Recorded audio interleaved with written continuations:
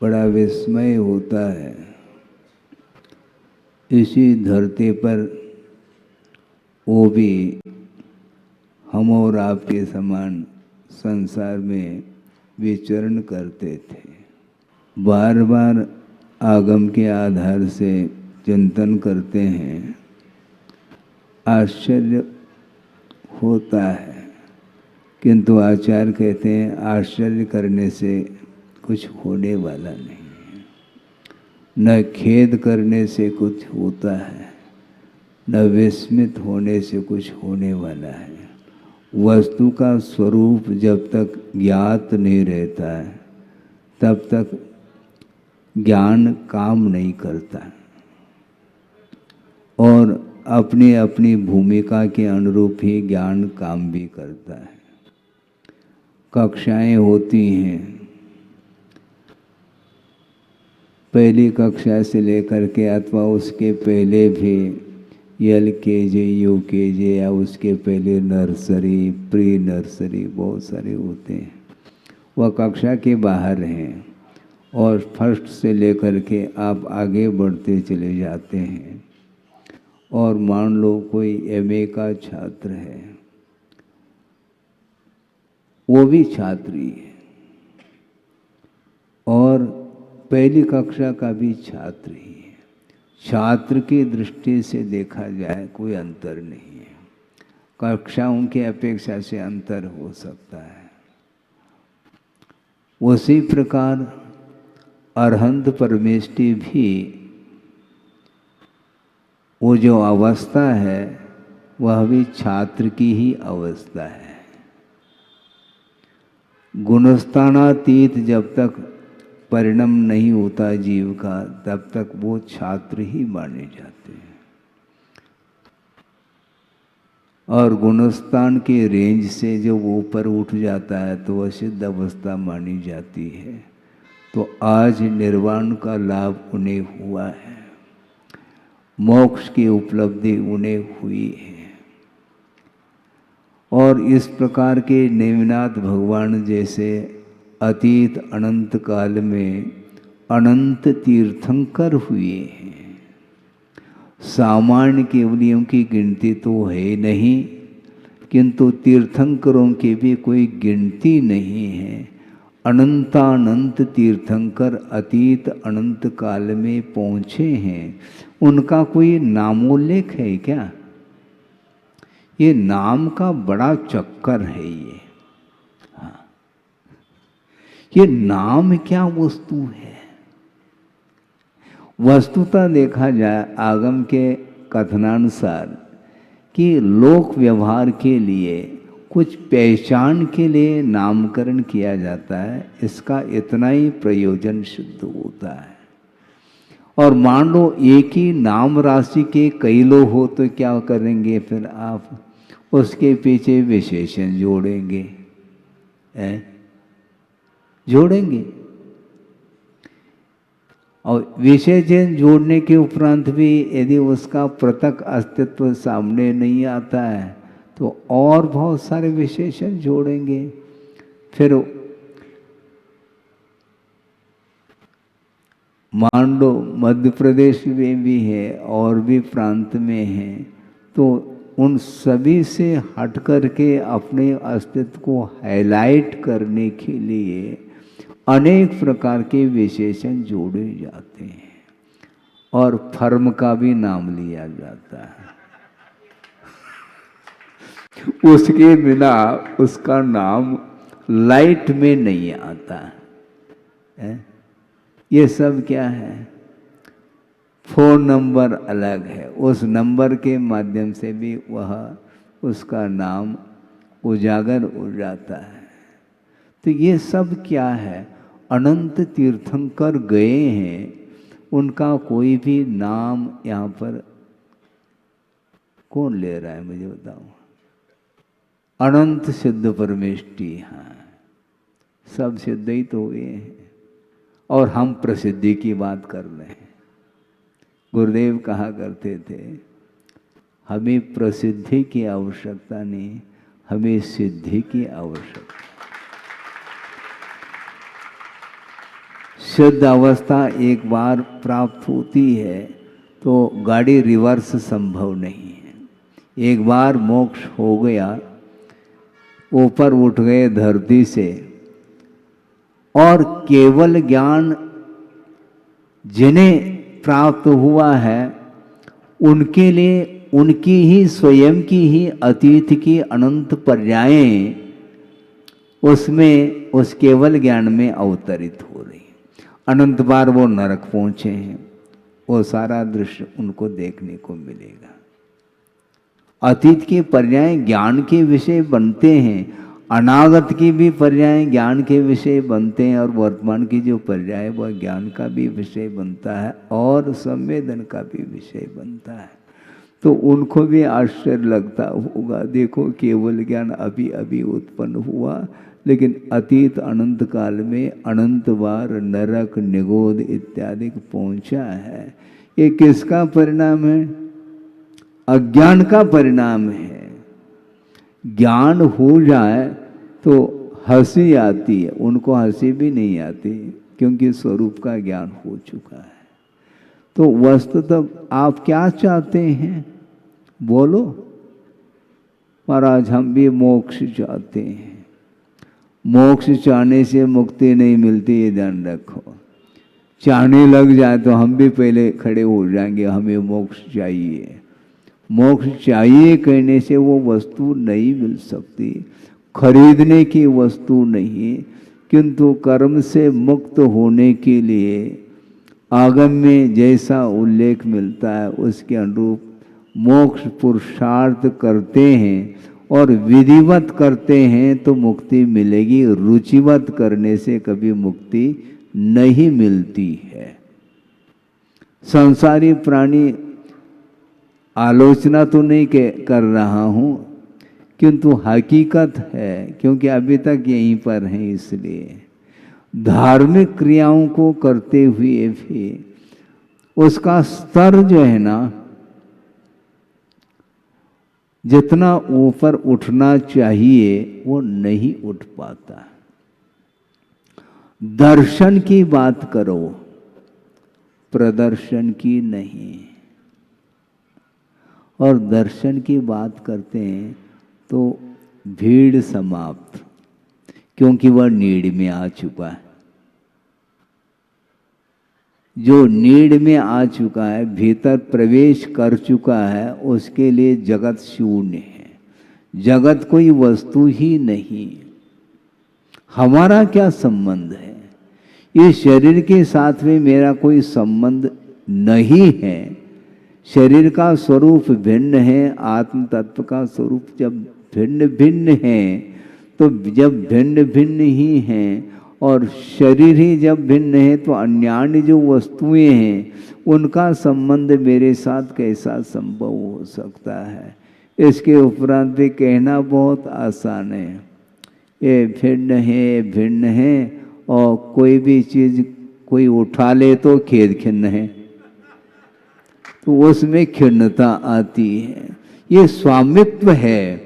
जब तक पर वस्तु के साथ हम संबंध जोड़ करके चलते हैं तब तक हमेशा विकल्पमय ही जीवन चलता चला जाता है।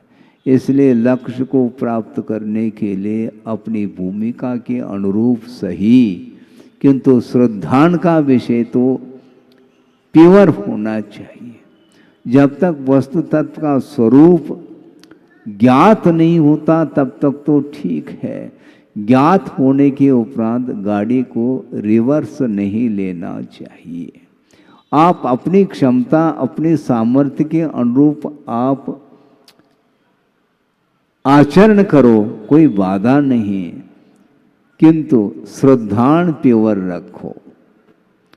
आज नहीं कल मुझे इससे ऊपर उठना है, पक्की बात है। श्रद्धान के बिना, क्योंकि मोक्ष मार्ग की प्रथम सीढ़ी याविन ज्ञान चरित्रा कहा है। चारित्र सम्यक दर्शन के बिना संभव नहीं है। आस्था में जब तक समीचीनता नहीं आती तब तक आचरण में भी समीचीनता नहीं आ सकती है। और आचरण का स्तर देखते हैं तो बड़ा विचित्र सा लगता है। गुरुदेव ने अपने मुख से कितने बार कहा होगा मुझे ज्ञात नहीं, कई बार उनके मुख से हमने सुना है कि वर्तमान में मोक्ष मार्ग का अभाव नहीं, मोक्ष मार्ग विधिवत चल रहा है। लेकिन वर्तमान की जो साधना है वह साधना प्राइमरी, सुन रहे हैं आप, आचार्य महाराज इतनी अनूठी साधना उनकी रही। इसके उपरांत भी वो कह रहे हैं कि आज वर्तमान की साधना नर्सरी है केवल। ऐसा क्यों कह रहे हैं? उन्होंने ये कहा था कि ये मोक्ष मार्ग इतना लंबा चौड़ा है, उसको तय करना बहुत कठिन काम। एक छोटा सा मच्छर मान लो बैठ जाए तो फिर एक छोटा सा मच्छर बैठ जाए तो मन में भाव आता है, भले मैं नहीं उड़ाऊं ये बात अलग है, किंतु ये उड़ जाए समय पे, तो ये भाव आ गया मान लो तो नंबर कटेंगे, पक्की बात है। कोई उड़ा दे तो भी नंबर कटेंगे। इतने छोटे से जीव जंतु के कारण मन में विकल्प उत्पन्न हो सकते हैं, प्रतिकार का भाव जागृत हो सकता है। और सामने यदि शेर आ जाए तो फिर क्या करेंगे महाराज? महाराज को कुछ नहीं करना, उसी को करना है। महाराज को क्या करना है, हैं? उसी को करना जो करना है, अपन कुछ कर नहीं पाएंगे। सोचो, विचार करो, ऐसे भी साधक होते थे पहले चतुर्थ कालादिक में। वन्य पशुओं का विचरण जहाँ पर हो रहा है, ऐसे घनघोर जंगल में जाकर के, एकांत में जाकर के, पहाड़ के गुफाओं में जाकर के, दिन में नहीं, दिन में जाने के लिए भी डरावना दृश्य, और रात दिन वहीं पर वो बैठ जाते हैं और आत्मचिंतन करते हैं। सोने की बात ही नहीं वहाँ पर, क्योंकि जो वन्य पशुओं का उनकी जो दहाड़ जिसको बोलते हैं, उसको कोई सुन ले तो हार्ट फेल हो जाए, ये स्थिति है वहाँ पर। लेकिन बुद्धिपूर्वक यहाँ पर बैठना पसंद नहीं करते वो साधक, वहाँ पर जाकर के आत्मचिंतन करते हैं। तो वो उसको बोलते हैं मोक्ष मार्ग। और ये नर्सरी है वर्तमान की। किंतु इसके उपरांत भी यथा योग्य जो साधना करने में रत है, उसके माध्यम से आत्मा के ऊपर संस्कार, धार्मिक संस्कार पड़ते हैं। हाँ, लेकिन ये ध्यान रखो, अतीत के जो मोहजन्य संस्कार हैं उनको दूर करने का यही एकमात्र साधन है। मोहजन्य संस्कार दूर नहीं होते। कैसे करेंगे महाराज? आपको करना है, मुझे क्या करना? मुझे तो केवल बताना है, और बताने के लिए आए हैं भीड़ में। और गुरु की आज्ञा भी है, जहाँ पर भीड़ हो, भले थोड़ा सा कष्ट का अनुभव हो जाए, कोई बाधा नहीं। और इस निमित्त से यदि कईयों का कल्याण यदि मान लो होता है तो उसका लाभ हमें भी होता है, यह ध्यान रखो। हाँ, क्योंकि कल्याण करने की भावना जब एक पशु में भी जागृत होती है, बड़ा आश्चर्य लगता है, धौला जैसे जो सिद्धांत ग्रंथ हैं, षटखंडागम, उसकी टीका आचार्यों ने की है और सैद्धांतिक विषय चल रहा है और उसमें वो प्रसंग दे रहे हैं पशुओं का। एक हिंस्र पशु है,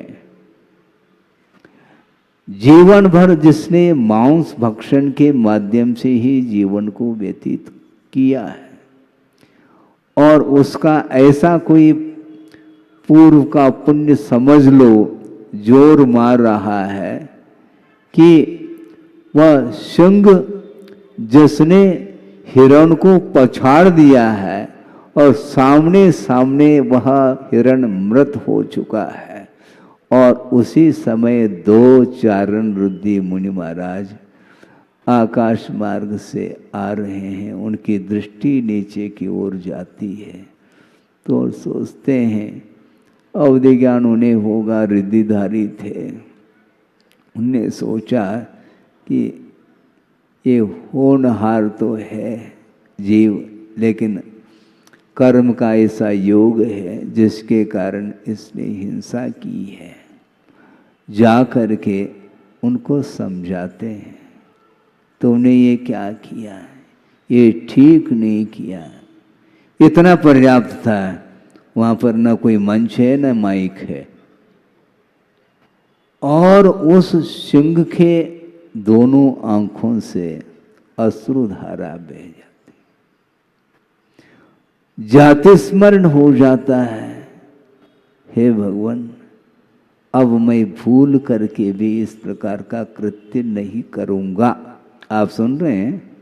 हाँ, इस प्रकार का कृत्य मैं भविष्य में कभी भी भूल करके स्वप्न में भी नहीं करूँगा। इस प्रकार का भाव जागृत होता है और दोनों हाथ जोड़ करके, चार पैर हैं लेकिन दो पैर को हाथ बना ली उसने और भगवान मैं इस प्रकार का कभी परिणाम नहीं करूँगा।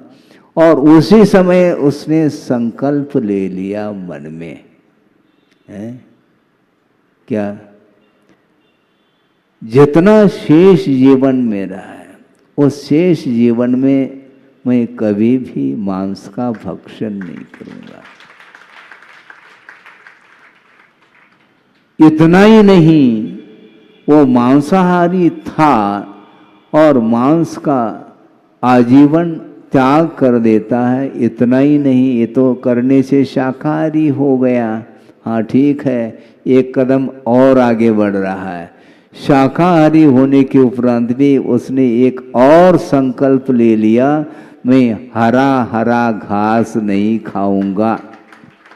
हाँ, सूखे सूखे पत्ते बीन बीन करके वो खाता है, उसके परिवार के लोग ला करके रखते हैं तो वो सूखा सूखा है, हरा नहीं। कहाँ मांस का भक्षण, और यहाँ पर शाकाहार में भी फल फूल भी नहीं, सूखे सूखे पत्ते आदि खा करके जीवन को व्यतीत कर रहा है और अंतिम क्षण में संलेखना पूर्वक समाधि को प्राप्त कर लेता है और स्वर्ग चला जाता है। और अपन क्या कर रहे हैं, थोड़ा सा किया नहीं, हाईलाइट। अरे क्या हाईलाइट है? लाइट में आना चाहता, तुम्हें अंधेरे में हो क्या है? लाइट का अर्थ क्या होता है? वैसे ही तुम लाइटेड हो और क्या लाइट में आना, लाइट आइट कुछ नहीं, बल्कि अंधेरे में अच्छा दर्शन होता है आत्मा का। आत्मा का दर्शन जो होता है आंख मेचने से ही स्वरूप का परिज्ञान होता है। आंख खोलने से ये सारा सारा दृश्य दिखता है जो राग वर्धक माना जाता है। इसलिए राग से आंख मेचने के लिए कहा है। ये मोह को समाप्त कब कर पाएगा संसारी प्राणी? और क्रूर वृत्ति वाला भवांतर का जिसका वैर भी चल रहा था, इसके उपरांत भी वीतराग मुद्रा का दर्शन करते ही आत्मा का बोध हो जाता है और केवल थोड़ा सा दो शब्द सुनाया उतने में ही वह निहाल हो उठता है और संकल्पित होता है। कितना साथ से पुण्य का अर्जन किया होगा। ये साथ से पुण्य का अर्जन केवल भावों के ऊपर निर्धारित है और आप बोलते हैं भावों की निर्मल सरिता में अवगाहन करने आया हूँ, आना जाना मिट जाए मेरा, ये बंद काटने आया हूँ। आना जाना मिट जाए भी कहो और बार बार घर भी चले जाओ, ये सब क्या है? महाराज इसके बिना हम क्या कर सकते हैं? आप तो 24 घंटा मंच पर बैठ सकते हैं और हम कैसे बैठेंगे? हम तो गृहस्थ ठहरे। हाँ ठीक है, आप अपनी क्षमता के अनुरूप करिए, कोई बाधा नहीं है, क्योंकि न कोई व्रत छोटा होता है न कोई बड़ा होता है। हाँ, व्यवहार की दृष्टि से अलग विषय है, ये अनुवृत्ति है, ये महावृत्ति है, इसका मैं निषेध नहीं करता, किंतु पात्र के अनुरूप जो व्रत होते हैं वह महान होते हैं। पुराना संस्मरण आपके सामने रख रहा हूं, बहुत पुराना, प्राइमरी में जब मैं पढ़ता था उस समय की बात है, पहली दूसरी कक्षा, पहली कक्षा हो सकती है, और मौखिक परीक्षा ली जा रही है बच्चों की, और टीचर ने पूछा खड़े हो जाओ, खड़ा हो गया वो। मैं भी बैठा था वहीं पर, देख रहा था अब क्या पूछते हैं। आकाश का रंग बताओ, कौन सा रंग है? आसमान का, आकाश का रंग बताओ। तो वो उसको पसीना आ रहा था।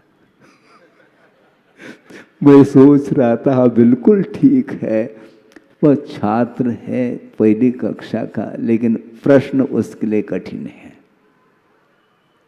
प्राइमरी का है, लेकिन ज्ञान का विकास धीरे धीरे होता है। अब सब कुछ आपको आने लगा, इसलिए हम बहुत ज्ञानी हैं और ये सब टाइटल लगा रहे हैं।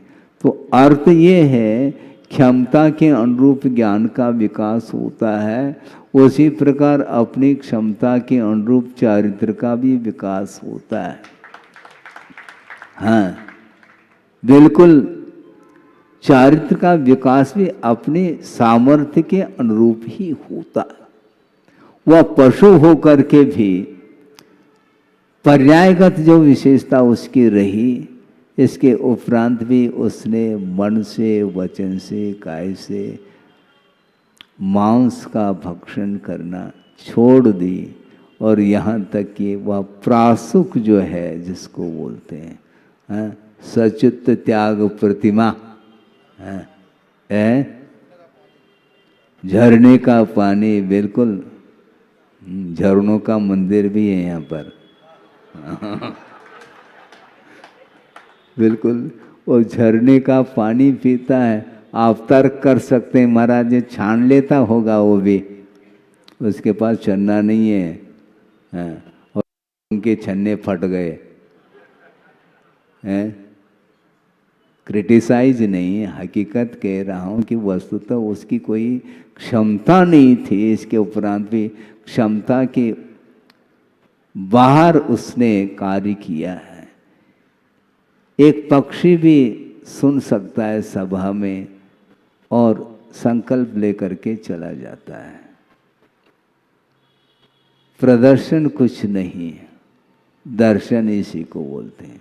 हमें आत्मा का कल्याण करना है, दूसरा देखे अथवा न देखे हमें कोई भी प्रयोजन नहीं है। हम अपने विकास के लिए हमें निरंतर प्रयत्न करना है। कौन मोक्ष जा रहा है, वो जाए तो हम उनके साथ चले जाएं, नहीं है तो वो जहाँ पर हैं हम वहीं पर हैं, ऐसा नहीं होता है? जिसको भूख लगी है वो भोजन कर लेता है, दूसरे की चिंता मत करो, अपनी चिंता करो, ऐसा गुरुदेव कहते हैं। तो आज के दिन नेमिनाथ भगवान को मोक्ष, संसार से मुक्त हो गए। मोक्ष का स्वरूप क्या है? हालांकि शायद आपके सामने ये बात रखी हो न रखी हो, फिर से रख रहा हूँ, रिपीट कर रहा हूँ कि यद्यपि इस पंचम कलिकाल में मोक्ष किसी को भी नहीं है, ऐसा एक सज्जन ने गुरुदेव के सामने कहा। गुरुदेव ने कहा ठीक कहा तुमने, लेकिन कौन कहता है कि वर्तमान में किसी को मुक्ति नहीं मिलती? बड़े आश्चर्य में पड़ गए वो। महाराज आज भी मुक्ति है? हाँ बिल्कुल मुक्ति। कैसे मुक्ति महाराज? सुनो, मुक्ति का अर्थ क्या है? मोक्ष का अर्थ क्या है? निराकुल भाव का नाम मोक्ष है। जो जितना आकुलित है वह मोक्ष से वंचित है, जो जितना निराकुल भाव के साथ जीवन व्यतीत करता है वह मोक्ष की करीब है। एक और फर्म खोलने जा रहा है, आकुलता बढ़ रही है। एक और दुकान थे 4 हो गए। अब दुकान का अर्थ क्या? 2 कान वाला दुकानदार, 2 कानदार है वो। और एक और दुकान खोल दे तो 4 कान हो गए। क्या करना चाहो तुम? 1 2 अपने लड़के के नाम से, नाती के नाम से, अमुक के नाम से, ये सब होता रहता है। ये भूख मिटती नहीं है संसारी प्राणी, ये तृष्णा दूर नहीं होती, और की जो भूख है वह शांत नहीं होती। हाँ, वृद्धावस्था आने के बाद सारी इंद्रियां शिथिल हो जाती हैं, किंतु मन शिथिल नहीं होता उसका, इच्छाएं और बढ़ती चली जाती हैं। एक बहुत अच्छा प्रसंग मोहारा टाइप का है, गुरुदेव ने कहा था, वह कन्नड़ में है, अर्थ हम बता देंगे। हुणसी मुप्पादरे हुई मुप्पे, ये इसमें प्रश्नार्थक मुहावरा है। ये हुणसी मुप्पादरे हुई मुप्पे, हुणसी बोलते हैं इमली का वृक्ष। वह इमली का वृक्ष जो है ना, वह बूढ़ा हो गया है, लेकिन उसकी खटास बूढ़ी नहीं हुई। इमली का वृक्ष धराशायी होने को है, बूढ़ा हो चुका है, लेकिन उसकी जो खटास है वह कभी भी बूढ़ी नहीं होती, वह खटास उसकी यूथी रहती है। सोचो, इसी प्रकार वृद्धावस्था होने के उपरांत भी मन उसका उसी में लग रहा है। भारी समस्या है। एक और प्रसंग याद आ गया मुझे, आपको हंसी आ सकती है, क्योंकि ऐसे प्रसंग इसलिए सुनाता हूँ ताकि थोड़ी बहुत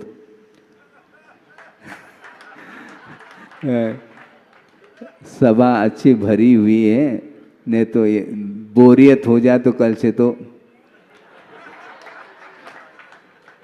लगभग एक वृद्ध आए थे, किसी ने सुनाया था, उसको मैं सुना रहा हूँ। एक महाराज के पास एक वृद्ध आए, लगभग 80-85 के ऊपर पहुंच गए थे, और लाठी टेकते टेकते आ रहे थे, और उन्होंने पूछा कि महाराज ये कम से कम बताओ आप कि गंधोदक किस हाथ से लेना चाहिए? तो उन्होंने पूछा, अभी तक किस हाथ से लिया?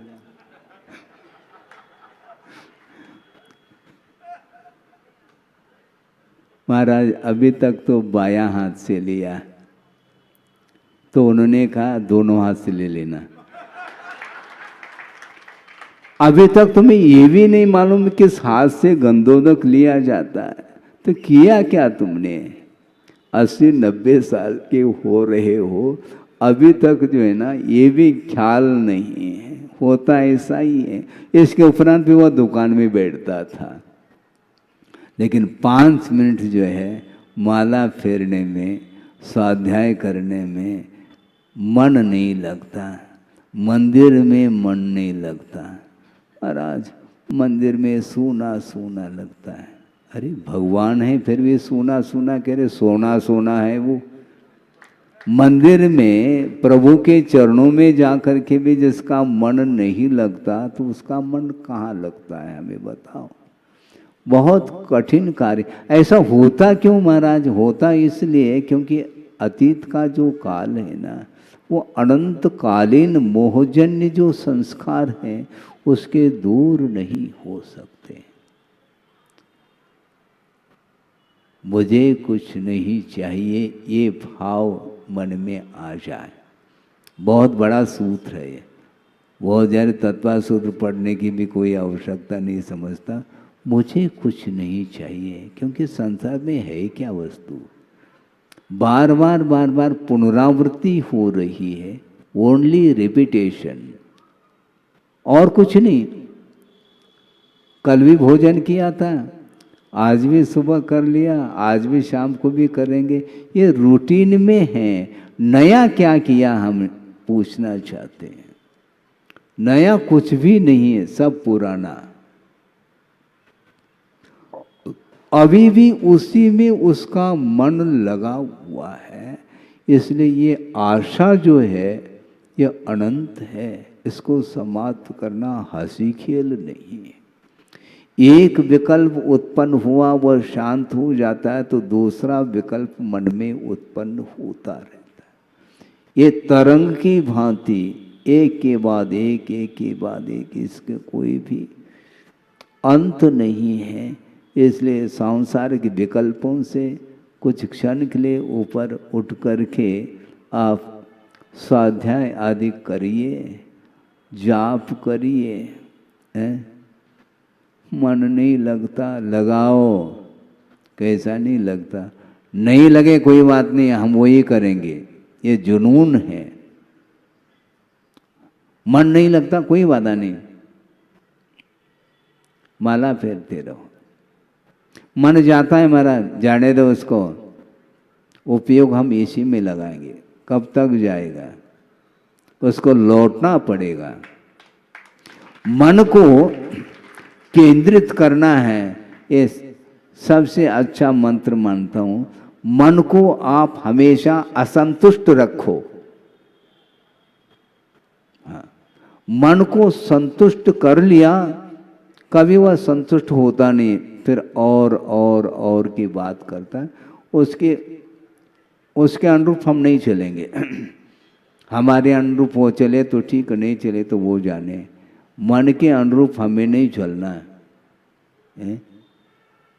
बहुत कठिन है महाराज, कठिन तो है। मन के अनुरूप हमें नहीं चलना। हमारे अनुरूप वो चले तो ठीक, नहीं चले तो वो जाने। मन जा रहा है महाराज, बाजार में जा रहा है, जाने दो उसको। हमें नहीं जाना बाजार में। अकेला कहाँ तक जाएगा?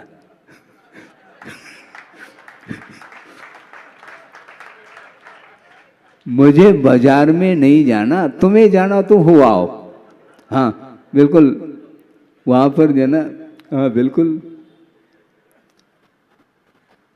मिठाई की दुकान, हाँ हाँ बिल्कुल, फ्री के। हाँ, लड्डू, मन के लड्डू खा लो। चाहे जितना खा लो, उसमें अजीर्ण नहीं होगा, क्योंकि मन के लड्डू है। मन जाता है, जान दो, मुझे नहीं जाना। मान लो किसी भी वस्तु को देखने का भाव मन में आ गया, तो मन गया है, जाने दो। मेरा संकल्प है तुम्हें जाना तो चले जाओ, मैं आंख नहीं खोलूंगा, ये मेरा संकल्प है। मन क्या करेगा? मन के लिए रूप का अवलोकन आंखों के द्वारा होगा। आंखें खोलेंगे तब मन संतुष्ट होगा। इसलिए मन को हमें संतुष्ट नहीं रखना, बस दृष्टि नासा पे धरे। बस जगत शून्य हो सकता है, हो जाता है, अपना आत्मा का कल्याण। बड़े बड़े शास्त्र जिसका ज्ञान हो अथवा न हो, इससे हमें कोई प्रयोजन नहीं। किंतु आत्म तत्व और शरीर, इन दोनों में क्या भिन्नता है स्वरूप की अपेक्षा, वह ज्ञात हो जाए तो हमें कोई भी प्रयोजन नहीं किसी से। ये जान पहचान, वो ये परिचय, सुबह से लेकर के हम हैरान हो जाते हैं। कुछ दर्शन करने के लिए व्यक्ति आते हैं, दर्शन बाद में करते हैं, पहला परिचय देते हैं। परेशान हो जाते हैं हम, इसलिए हम देखते ही नहीं हैं। क्योंकि अपरिचित रहे तो शांति मिलती है, और परिचित व्यक्ति आ गया फिर विकल्प मन में आएगा। अपरिचित व्यक्ति मान लो दर्शन करके चले जा रहे हैं, न उनको आशीर्वाद का कोई विकल्प है, मुझे न आशीर्वाद देने का विकल्प है। किंतु परिचित व्यक्ति आए और आशीर्वाद न देऊं तो सामने वाला व्यक्ति, उसको भी विकल्प संभव है, हमें भी विकल्प हो जाए। ये सब है, ये विकल्प के जाल हैं। ये एक के बाद एक के बाद एक तांता लगा हुआ रहता है। इसलिए कहाँ तक हम किसको देखें। और दूसरी बात, मजे की बात एक और है, 9:30 बज रहा है, लेकिन कल से समय पर करियो। हाँ, बिल्कुल। क्योंकि आपके हाथ में माइक आ गया तो वो माइक भूल जाते हैं, क्योंकि आप घड़ी भी नहीं पहनते हैं। तो इसीलिए घड़ी की ओर ध्यान नहीं है आपका, आप बोलते चले जाते हैं। और आपकी कविताएं जो है ना, कभी समाप्त नहीं होती, एक दूसरे से कनेक्टेड रहती है वो कविताएं। किंतु परसेंटेज में जो है ना, वह धार्मिक कार्यों में उसका उपयोग यदि होगा तो उसके माध्यम से पुण्य का संचय होगा। क्योंकि ऐसा कोई भी सांसारिक कार्य नहीं है जिसमें पाप नहीं होता हो। इसलिए पाप के माध्यम से अर्जित जो पुण्य अपने वित्त है, उसका धार्मिक क्षेत्र में यदि उपयोग करते हैं तो निश्चित रूप से वह सारा सारा पाप पुण्य के रूप में परिवर्तित हो जाता है। इसलिए साथ से पुण्य का संचय करने के लिए निरंतर आप लोगों को धार्मिक अनुष्ठान विशेष रूप से करते चले जाना चाहिए, जिसके माध्यम से परिवार में जो छोटे छोटे बालक बालिकाएं हैं, वे भी धर्म से संस्कार उन्हें भी मिल जाए। इस प्रकार उद्देश्य को लेकर के आप लोगों को जीवन व्यतीत करना चाहिए, जिसके माध्यम से वह घड़ी आएगी जिस प्रकार नेमिनाथ भगवान को निर्वाण का लाभ हुआ, उसी प्रकार सब लोगों के लिए निर्वाण की प्राप्ति हो।